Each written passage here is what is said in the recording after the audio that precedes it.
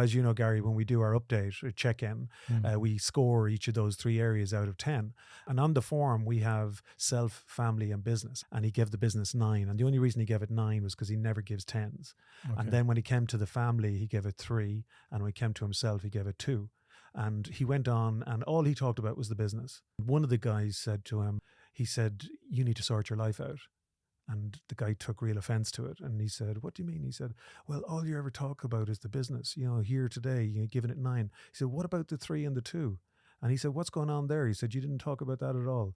The guys gave him a really tough time. We call it kind of compassionate challenge.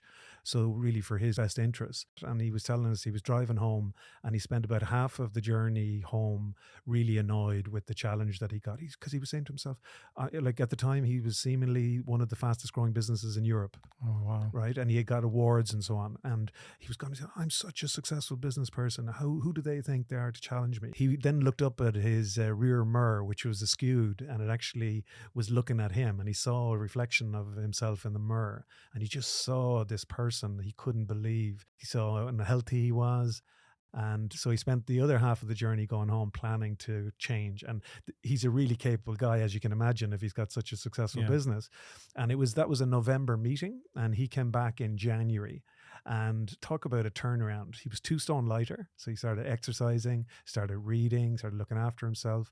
He took the 2 daughters out on separate days and did activities with them, planned annual holidays with his wife, 3 holidays, which he'd never done before.